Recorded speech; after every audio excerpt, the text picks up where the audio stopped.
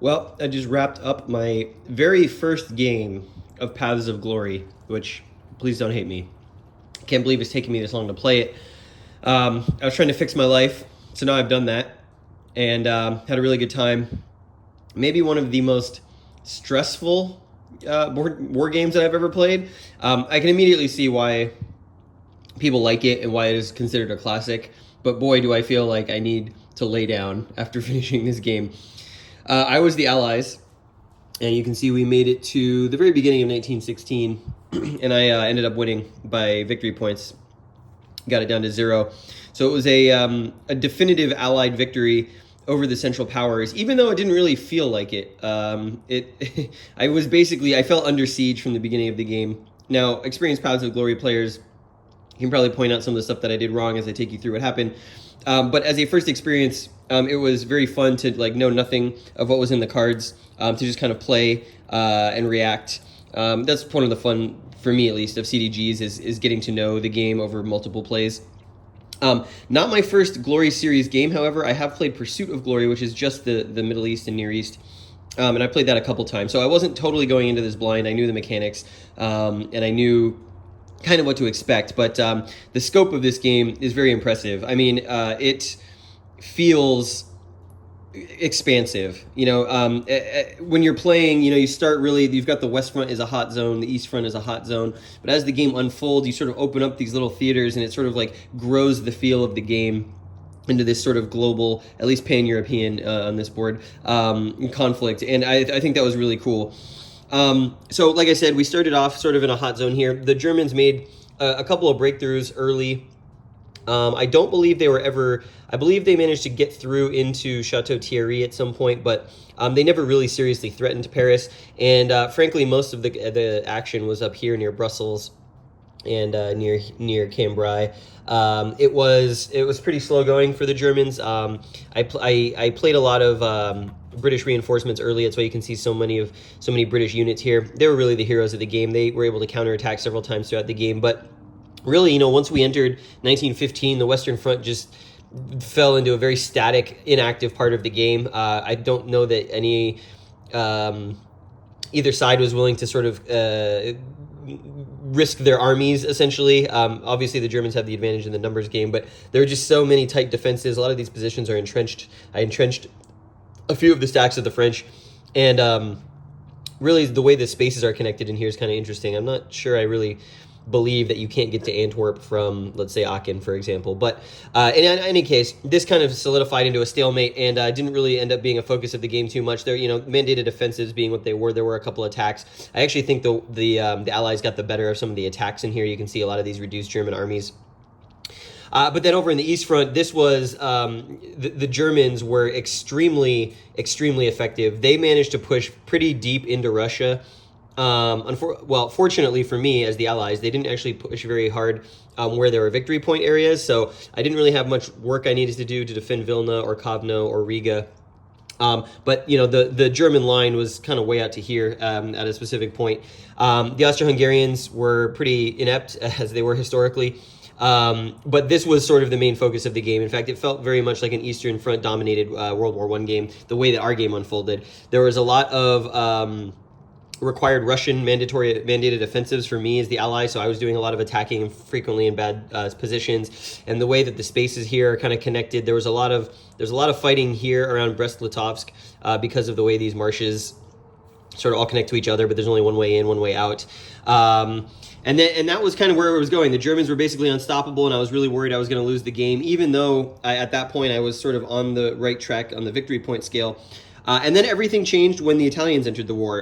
The Austro-Hungarians didn't really have any troops over here. The Italians sprinted out very quickly. They destroyed the fort at Trieste, captured that, and they were moving to take Trent and potentially even advance on Vienna, and the Central Powers player had to sort of turn the Austro-Hungarian army around and come back, and boy did they strike back with a vengeance. He ended up eliminating, there was one point in the game where the Italians only had corps on the board, they had no armies, and he was all set up to start grabbing some of these really juicy targets in Italy, but the game ended before he could really get around to that, and that is because right after that counterattack against Italy, the Balkans opened up. He had Bulgaria enter the war. I played Salonika, that brought in these neutral Greek troops, but it also opened up Salonika as a port for the French and British corps to come in, and you can see that the British here have moved up towards Sofia, which is pretty heavily defended. The Serbians didn't offer actually much resistance to the Austro-Hungarians, so Belgrade was captured pretty early, so was Nice, and they didn't really factor much into things, but after Bulgaria came in, Romania immediately came into the game, and that created the sort of shell game about who's going where and what's happening. I also managed to land, do the Gallipoli landings. I chose to land them in Izmir rather than actually try Gallipoli, and the Central Powers player had the Bulgarians come down and quash that outright because Constantinople was not very defended. This seemed the safest approach, but unfortunately they were driven back into the sea. And it was mostly because of the Bulgarians. Turks kind of helped, but as you can see, didn't do much. So this became kind of an interesting pressure point. The Romanians actually sort of came up into Austria-Hungary. Austria-Hungary couldn't be everywhere at once, so while they were fighting the Italians, I took that opportunity to have the Romanians do some sneaky little capture moves. We got close to Budapest. We did at one point take Debrecen here, but they managed to claw it back. Cluj was under attack for the most part. Really, the Romanians were there to just kind of harass, and it worked pretty well. But around that time, when sort of the Balkans was opening up and the Italians were on the back foot and the Western Front had slowed down, the Germans made a really deep lunge into Russia. Somewhere up in here around these marshes, it may have been actually here at Dubno, there was the Army Sud, which allows the Austro-Hungarians and the Germans to kind of co-stack together and not take activation penalties. He made a really deep lunge. And what ended up happening is I had the Russian cavalry, which I believe there's one under here. Who's out of supply? Yeah. I had played the Russian cavalry card, and I had these 2 cavalry corps who have 4 movement, which is pretty big. And they managed to sweep down from the north and cut the supply of that army, and he was not able to free them up. And that was basically game over for the Central Powers. That changed the whole complexion of the game. 2 German armies who were too deep and overextended from a supply line situation were eliminated. The Russians were able to strategically reserve in and get some replacements finally, some of their armies and corps, and the Germans just didn't have any forces left, and so that changed the whole tempo of the campaign. Losing two army stacks that were basically the main thrust of the East Front for the Germans was devastating, and he couldn't recover from that. He wasn't able to get any replacements for the rest of the game. He was too busy using cards to get his forces reorganized and in some sort of defensive position, and as you can see, the Russians sort of ran rampant through Eastern Austria-Hungary here with really just this Austro-Hungarian corps available to try and stop them, but all of these spaces under Allied control. We had another thrust from the north from the Russians. I brought the 9th and 3rd Army down from Petrograd, and they came in here. They took Königsberg. They captured some of the stuff in the Baltics, and they were threatening here at the final turn of the game to blow through these final 2 stacks and really just march on Berlin, essentially. They were going to be unopposed. The Germans didn't really have anything left. Combine that with an opening of the Near East Front, which by the Russians, they brought in the Caucasian Army, which was, this is a very powerful unit for this map because it's mostly corps on this map and they're an army, and they just had their way with the Turks. They marched down from Kars, cleaned up the unit here, came here and destroyed the fort at Diyarbakir. They put these Turkish units out of supply at, what is this? That's Mosul. We were going to capture that in a couple turns. Lawrence of Arabia showed up. He marched out and took Damascus unopposed because the Turks had moved up to try and stop the Caucasian Army. In general, there was a lot of chaos happening down here for the Central Powers player, and he was not able to deal with that, basically. The British didn't really have to do anything, and the Turks, he never really spent any activity on the Turks once they entered to really threaten. The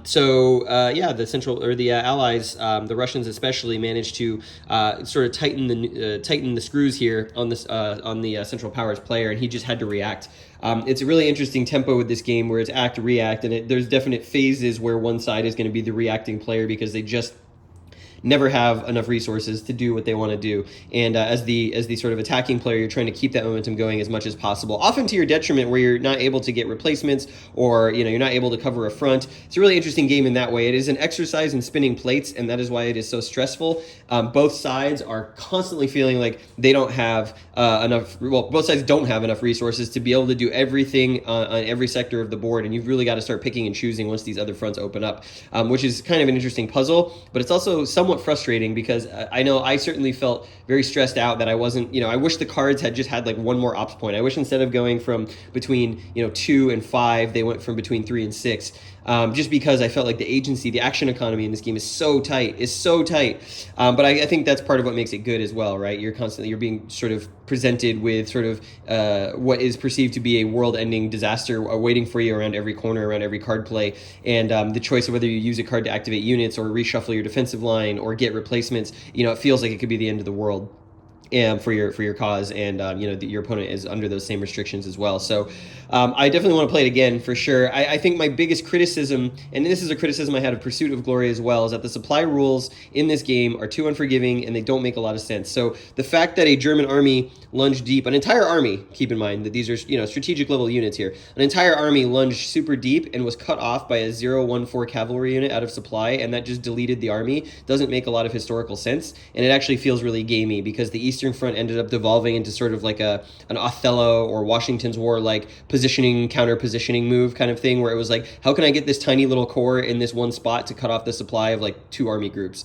which historically did not happen in World War I and doesn't really make a lot of sense from the strategic level anyways. It's like, I wish, my fix for this, my quote fix, I wish that out of supply units could attempt to break out themselves, right? You're talking about an entire army. They should have the capability to break out at like half combat strength or take a -1 or -2 on their die roll, something that gives those armies some agency. But the fact that as soon as an army gets out of supply, they can't activate and they have to be rescued by someone else or just literally be eliminated doesn't make a lot of sense historically. And so I don't know. That's my biggest problem with this system, is that it's really punitive to like accidentally find yourself out of supply or to have someone do something really gamey and cut you out of supply. And ultimately, that's what decided this game, right?